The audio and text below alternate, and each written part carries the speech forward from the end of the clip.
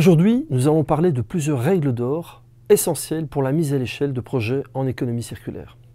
Tout d'abord, il s'agit de la quantité, la qualité et la régularité des flux de ressources circulaires qu'il est possible d'illustrer grâce au projet belgo-français RETEX. Ce projet vise notamment la revalorisation de blouses utilisées pour les opérations effectuées dans les hôpitaux.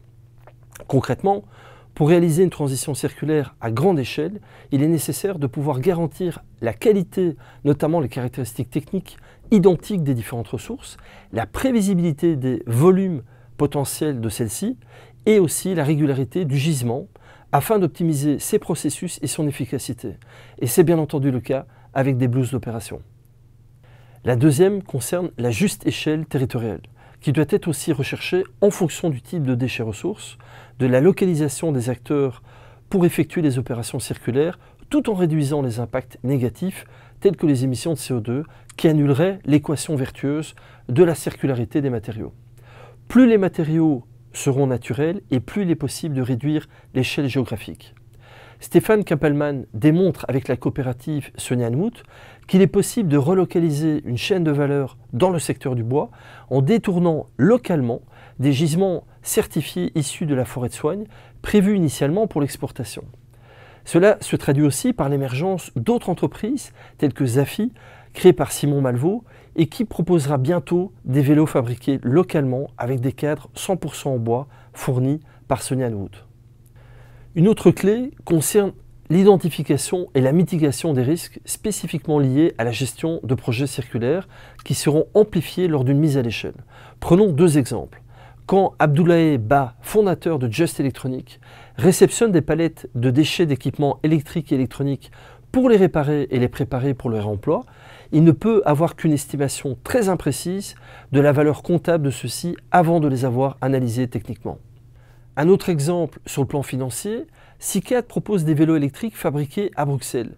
Ceux-ci sont mis également en location selon les kilomètres parcourus. Perrine Collin, la fondatrice, doit anticiper le financement de ses immobilisations financières en fonction de la croissance de ses activités commerciales. Enfin, connaître la valeur ajoutée de son business model dans les chaînes de valeur existantes est aussi un point important. Quand l'équipe de Permafungi crée de nouveaux matériaux d'isolation circulaire et biosourcés à base de mycélium, il ne s'agit pas uniquement d'une offre supplémentaire dans une gamme de produits, mais bien d'une réelle désinnovation, c'est-à-dire une innovation régénérative qui remplace les innovations précédentes moins vertueuses du secteur de la construction, telles que des panneaux fabriqués avec des intrants pétrochimiques. Et ceci pour répondre à un même besoin, mais en réduisant les impacts pour la planète. Cette valeur ajoutée, partagée avec son écosystème, peut être tangible, des ressources matérielles détournées de leur usage initiaux, ou encore la réduction de pollution, mais aussi des valeurs intangibles ou immatérielles avec l'échange de connaissances, de contributions de biens communs, voire aussi d'émotions. Les jeunes entreprises cherchant à se développer dans le domaine de l'économie circulaire sont encore confrontées à de trop nombreux obstacles réglementaires et administratifs, notamment dans les partenariats et l'accès au financement. Pour entrer dans une phase de scaling up, les entreprises en économie circulaire doivent pouvoir faire face à différents besoins particuliers. Premièrement, entrer en relation avec les bons partenaires, même au niveau transsectoriel, sur l'ensemble de la chaîne de valeur. Ensuite, avoir un accès au financement adéquat et que celui-ci tienne compte de la diversité des modèles d'entreprise.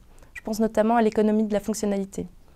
Enfin, le développement des compétences en économie circulaire est un facteur crucial. Ces compétences relèvent parfois de nouveaux métiers émergents pour lesquels de cursus ou encore formation n'existent pas encore de manière structurelle.